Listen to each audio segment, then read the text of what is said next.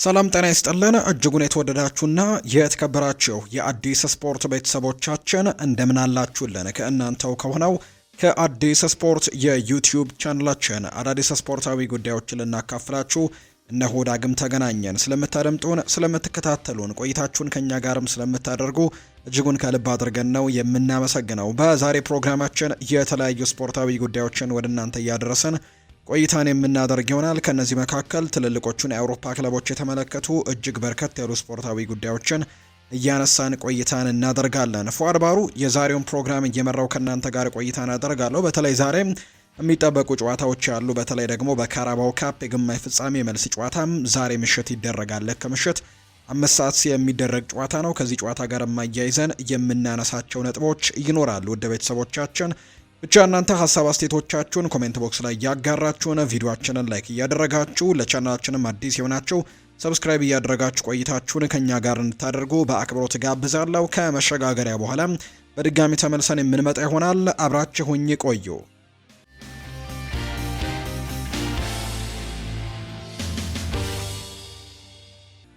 ማንቸስተር ዩናይትድን የተመለከቱ መረጃዎችን እናንሳ። ብዙዎች እንደሚጠብቁት ማንቸስተር ዩናይትድ በክረምቱ የተጫዋቾች የዝውውር መስኮት የመሃል ሜዳ ክፍሉን ለማጠናከር ነው የሚሰራው። በተለይም ካሴሜሮ ከክለቡ መልቀቁን ካረጋገጠ በኋላ የመሃል ሜዳ አማካይ ቅድሚያ የሚሰጠው ጉዳይ ይሆናል ሲል ዳቪድ ኦርነስቲን በዝውውር ጉዳዮች ላይ ተአማኒነት ካላቸው ጋዜጠኞች መካከል አንደኛው ይናገራል። ይህም ደግሞ ከኤሊዮት አንደርሰን፣ አደም ዋርተን፣ ካርሎስ ባሌባና ሌሎችም ጋር ቀጣይ ግንኙነት እንዲፈጠር ምክንያት ያደርገዋል ሲልም ጭምር ነው የሚናገረው። ማንቸስተር ዩናይትዶች በእነዚህ ተጫዋቾች ጉዳይ ላይ በደንብ በጥልቀት ካሰበ በኋላ ከእነዚህ ተጫዋቾች አንዳቸውን ለማስፈረም እንቅስቃሴ እንደሚያደርግ ነው እየተናገረ የሚገኘው ዳቪድ ኦርነስቲንና በክረምቱ የማንቸስተር ዩናይትድ ትልቁ ኢላማ የአማካይ ስፍራ ተጫዋችን ማምጣት እንደሆነ ይናገራል። ሌላው ትኩረት የተሰጠው ስፍራ ደግሞ የራሽፈርድና የሳንቾን መልቀቅ ተከትሎ እንዲሁ ክለቡን አንቷን ሴሜኖን ስላጣም በግራ በኩል ያሉ የአጥቂ ሚናዎችን ትኩረትም እንደሚሰጣቸው ጭምር ነው የተናገረው። በተከላካይ ስፍራ በኩል ደግሞ የሃሪ ማጓየር የወደፊት እጣ ፈንታ እርግጠኛ አይደለም። 1 ዓመት የማራዘም አማራጭ አለው። ነገር ግን ካልተጠቀመና አዲስ ውል ካላራዘመ ከክለቡ ሊለቅ ይችላል ተብሎ ስለሚታሰብ የመሃል ተከላካይ ክፍሉም ቁልፍ ቦታ ሆኖ ተብሎ ይቀመጣል ተብሎ እንደሚታሰብ ነው የተነገረው። ሌላኛውና ዋነኛው ጉዳይ ደግሞ አዲስ ዋና አሰልጣኝ ነው። ምናልባትም ማይክል ካሪክ ወይም ደግሞ ሌላ ሰው በ2026 የክለቡ አንዱ የታሪኩ አካል ለመሆንም በዚህ ቦታ ላይ ይሰየማሉ ተብሎ ነው የሚታሰበው።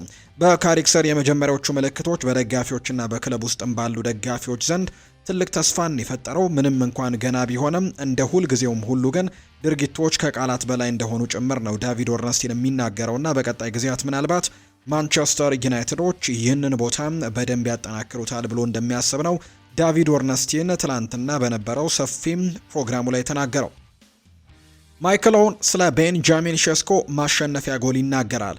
የባሎንዶር አሸናፊው ማይክል ኦውን የ22 ዓመቱ ስሎቬኒያዊ ወጣት ከተቀያሪ ወንበር ተነስቶ ከገባ በኋላ የመሸነፊያውን ግብ ሲያስቆጠር በማየቱ እንደተደሰተ ነው የተናገረው። ይህ ግብ ለሱ ትልቅ ጥቅም ይኖረዋል በእንዲህ ያለ ከፍተኛ የዝውውር ዋጋ ሲመጡ። እናም ሁሉም ሰው ደግሞ እነሱን ሲመለከት ቀላል አይደለም። ሁሉም ሰው ይህ የማንቸስተር ዩናይትድ የ9 ቁጥር ቦታ ለረጅም ጊዜ ፈታኝ እንደነበረ የሚያውቀው ነው።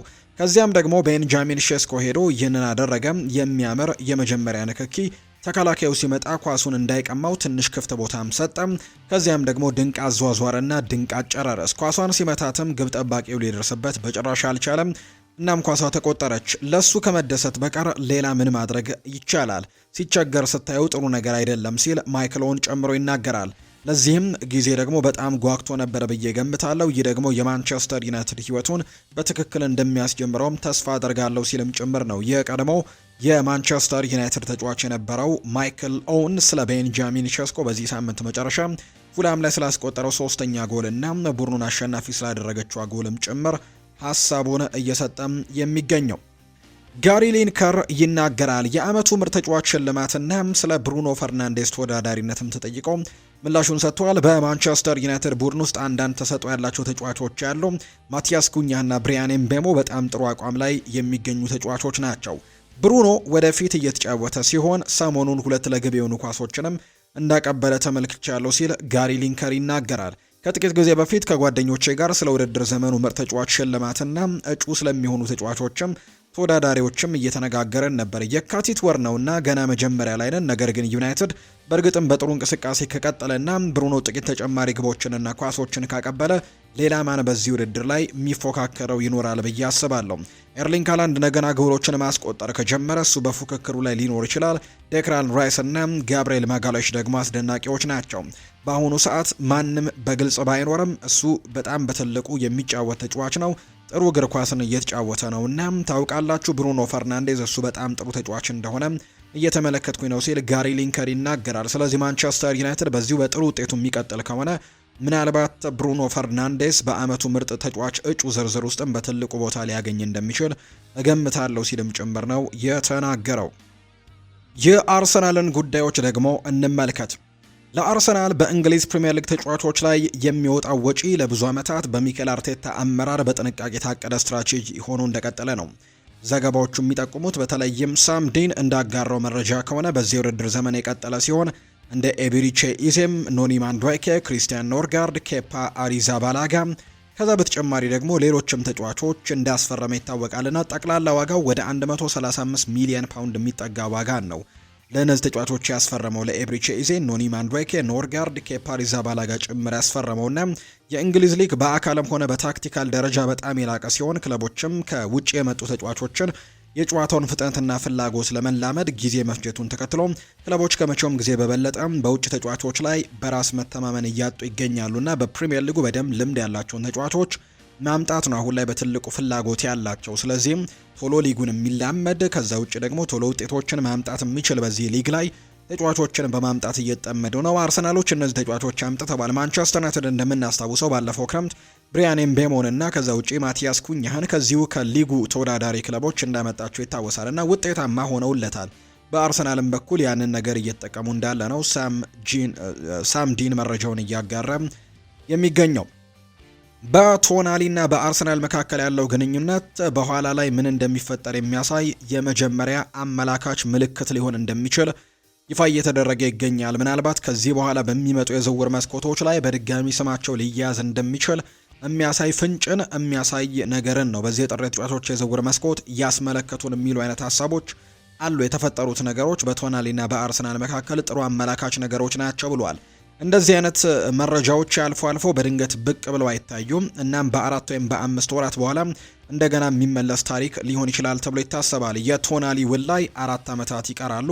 3 ዓመትና 1 ዓመት የማራዘም አማራጭ ያለው ይሁን እንጂ ይህ ክረምት ግን ወሳኝ ሊሆን ይችላል። በተለይም ኒውካስል ለቻምፒየንስ ሊግ ለማለፍ ብቁ ካልሆነ ቶናሊ ወደ አርሰናል ለመዘዋወር ምናልባት ግፊት ሊያደርግ የሚችልበት እድል ይኖራል ተብሎ እንደሚጠበቅ ነው የተነገረውና በጥር ተጫዋቾች የዝውውር መስኮት የእነዚህ ሁለት አካላቶች ስም መነሳት የአርሰናልና የሳንድሮ ቶናሊ ስም አብሮ መነሳት የዋዛ እንዳልሆነና ዝም ብሎ የመጣ ነገር እንዳልሆነ የሚያሳዩ መረጃዎች ናቸው ወጡት። ዛሬ ምሽት ተጠባቂው ጨዋታ ይደረጋል። አርሰናል ከቼልሲ ጋር የካራባው ካፕ የመልስ ጨዋታ የግማሽ ፍጻሜ መልስ ጨዋታቸውን የሚያደርጉ ነው የሚሆነው። በጣም ተጠባቂ የሚባል ጨዋታ ነው። ምሽት 5 ሰዓት ላይ ይደረጋል። ኤሚሬትስ ስቴዲየም ላይ የሚደረግ ነው። በመጀመሪያው ዙር ጨዋታ አርሰናል ከሜዳ ውጭ ወደ ስታንፈርድ ብሪጅ አምርቶ 3-2 በሆነ ውጤት አሸንፎ እንደነበር ይታወሳል። በካራባው ካፕ የግማሽ ፍጻሜ ጨዋታ ዛሬ አርሰናል የለንደን ተቀናቃኙን የምዕራብ ለንደኑን ክለብ ቼልሲን በኤሚሬትስ ስቴዲየም ይገጥማል። በመጀመሪያው ዙር ጨዋታ ስታንፈርድ ብሪጅ ላይ 3-2 በሆነ ጠባብ ውጤት አርሰናል ማሸነፉ የሚታወስ ሲሆን ዛሬ ደግሞ መሪነታቸውን አስጠብቀው ለፍጻሜው ለመድረስም የሚጫወቱበት መርሃ ግብር ነው። በአንጻሩ ቼልሲዎች ውጤቱን ቀልብሰው ለመጫወት ስለሚወጡም ከባድ ጨዋታ ይሆናል ተብሎ ይታሰባል። በተለይም ውጤቱ የአንድ ጎል ልዩነት ብቻ ደግሞ መሆኑ መነሳሻም ይሰጣቸዋል ተብሎ ይታሰባል። በአርሰናል በኩል ሚኬል ሜሪኖ ለረጅም ጊዜ በመጎዳቱ ምክንያት የዛሬው ጨዋታው የሚያልፈው ይሆናል። በተመሳሳይ ማክስ ዶመንም ከረጅም ጊዜ ከሜዳ ይርቃል። አዲስ የጉዳት ዜና የሌለ ሲሆን የሊድሱ ጨዋታ በፊት ሲያማሙቅ የተጎዳው ቡካዮ ሳካ ለዛሬው ጨዋታ መድረስ አለመድረሱ አጠራጣሪ መሆኑን ነው አሰልጣኝ ሚኬል አርቴታ የተናገሩትና በዛሬው ጨዋታ ላይ ይኖራል ተብሎ አይጠበቅም።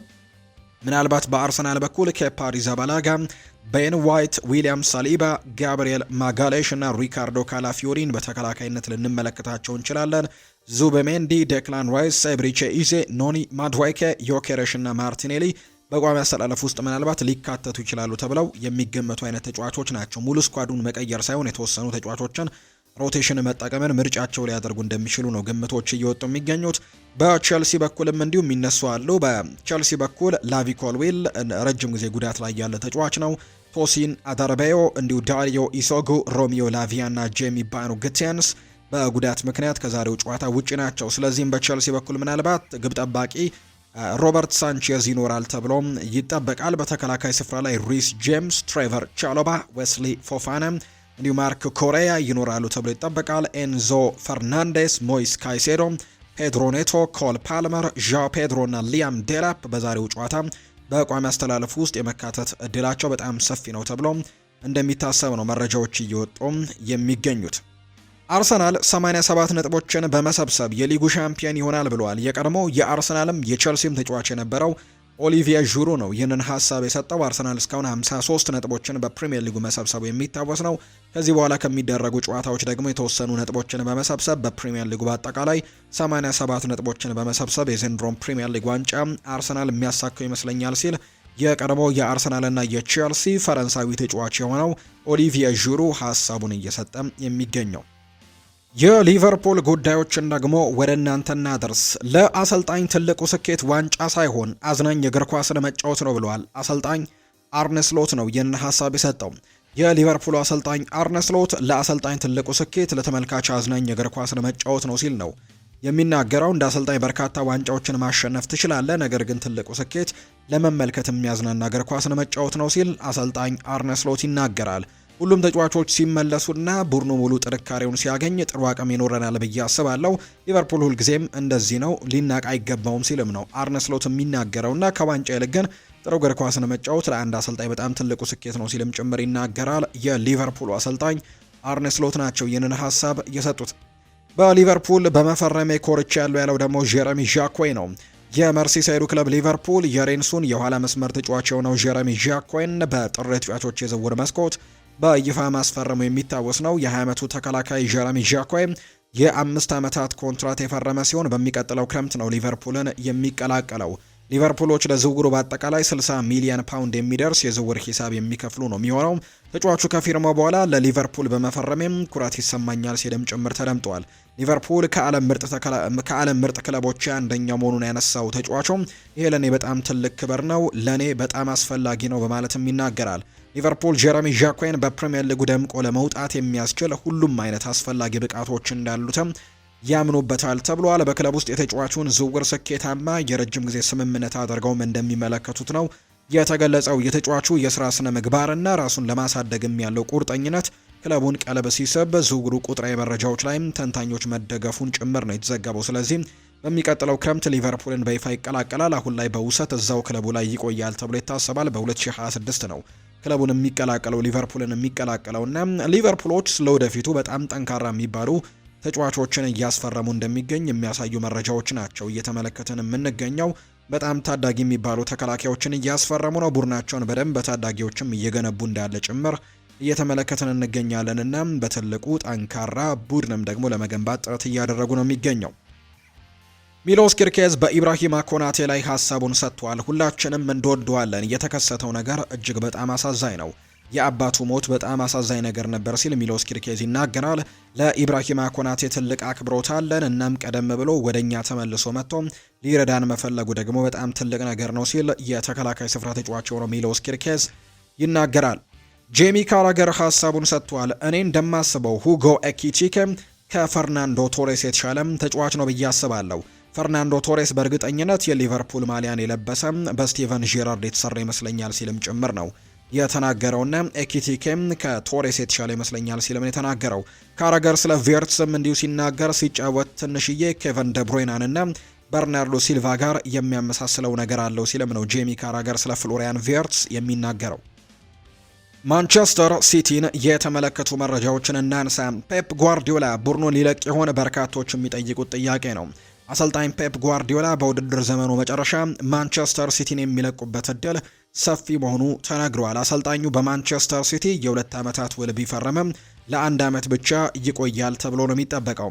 ፔፕ ጓርዲዮላ በእርግጥ ያላቸው የ2 ዓመታት ውልም ሊጨርሱ የሚችሉበት እድል መኖሩ ነው እየተነገረ የሚገኘው። ነገር ግን ውሉ ለ2 ዓመታት የተባለው አሰልጣኙ በዚህ ዓመት ከጫናው ርቀው በነፃነት ዓመቱን እንዲያሳልፉ በማሰብ ሊሆን እንደሚችል ነው የተነገረው። ይሁን እንጂ ማንቸስተር ሲቲ ጋርዲዮላ ከለቀቁ በሚል ተተኪ አሰልጣኞችን ማነጋገር መጀመሩ ነው የተገለጸው። በዚህ ምክንያት ደግሞ እቅዱ እንዳልተሳካም ተገልጿል። ስለዚህ ዘ አትሌቲክ እንዳጋራው መረጃ ከሆነ ምናልባት አሰልጣኝ ፔፕ ጓርዲዮላ ሊለቁበት የሚችሉበት እድሉ ሰፊ እንደሆነ ተነግሯል። በውድድር ዓመቱ መጨረሻ ይሄ ውድድር ዓመት እንደተጠናቀቀ ማንቸስተር ሲቲ እና ፔፕ ጓርዲዮላ ከረጅም ጊዜያቶች በኋላ ሊለያዩ የሚችሉበት እድሉ ሰፊ እንደሆነ ነው መረጃዎቹ ጨምረው እየተናገሩ የሚገኙት። በዚሁ የሪያል ማድሪድ ጉዳዮችን እናንሳ።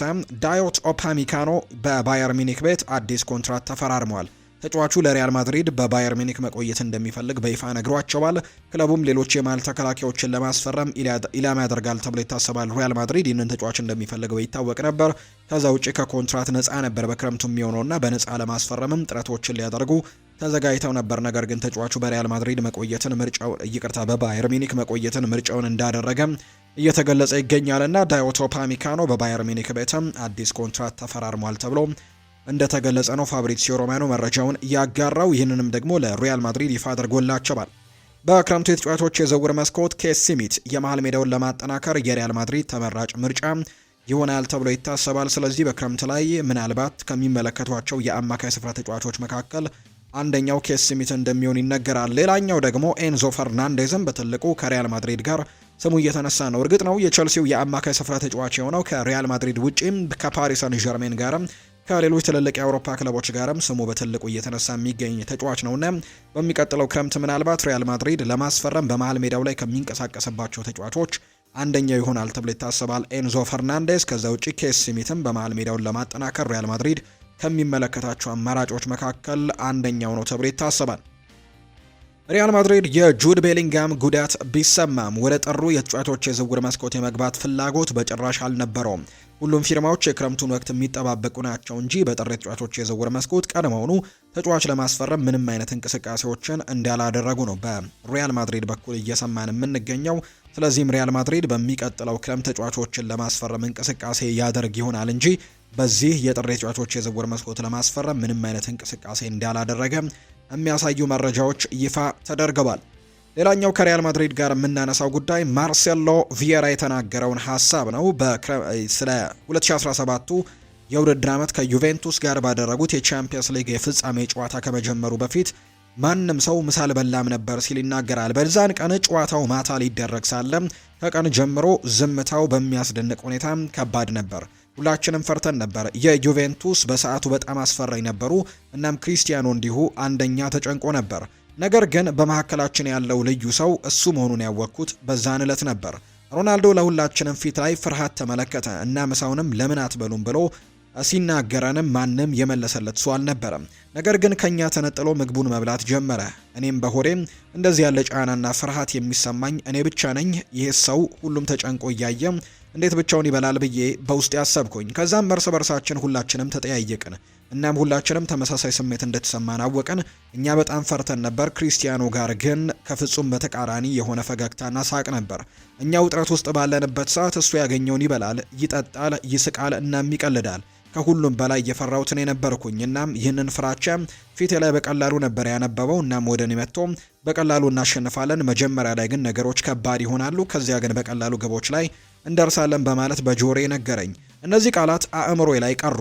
እናም ያንን ቻምፒየንስ ሊግ አሸነፈን። እናም ወዲያውኑ ሜዳ ላይ እየሮጠ ወደ እኔ መጣና አየህ ማርሴሎ ነግሬህ ነበር አለኝ። በዚያ ቅጽበት ፊቱን አሁንም አላስታውሰውም።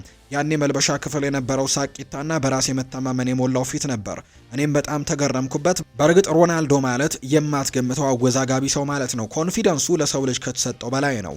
እኔም ይህንን ታሪክ ለልጅ ልጆቼ የምንጊዜም ታላቅ ተጫዋች ማን ነው ብለው ሲጠይቁኝ ከምነግራቸው ታሪኮች መካከል አንደኛው ነው ሲል ማርሴሎ ቪየራ ሀሳቡን እንደሰጠ ነው የተናገረው። የተወደዳችሁና የተከበራችሁ ቤተሰቦቻችን ለዛሬ ያዝንላችሁ አዳዲስ ስፖርታዊ ጉዳዮቻችን እነዚህን ይመስላሉ። ስላደመጣችሁን፣ ስለተከታተላችሁን፣ ቆይታችሁን ከኛ ጋርም ስለነበር ከልብ አድርገን ነው የምናመሰግነው። ፉአድ ባህሩ የዛሬውን ፕሮግራም እየመራው ከእናንተ ጋር ቆይታን አድርጌያለሁ። በቀጣይ ፕሮግራሞቻችን ሌሎች ስፖርታዊ ጉዳዮችን፣ ሌሎች አዳዲስ መረጃዎችን አካተን በድጋሚ ተመልሰን የምንገናኝ ይሆናል። ስለምታደምጡኝ ስለምትከታተሉኝ ቆይታችሁ በሙሉ ከኛ ጋር ስለነበር ከልብ አድርገን ነው የምናመሰግነው። ፉአድ ባህሩ የዛሬውን ፕሮግራም እየመራው ከእናንተ ጋር ቆየሁኝ። በቀጣይ ፕሮግራሞቻችን ሌሎች ርዕሰ ጉዳዮችን ይዘን በድጋሚ ተመልሰን እንገናኛለን። አብራችሁኝ ስለነበራችሁ ከልብ አድርጌ ያመሰግናለሁ። መልካም ጊዜ መልካም ቀን እንዲሆንላችሁም ነው በአክብሮት የምመኘው።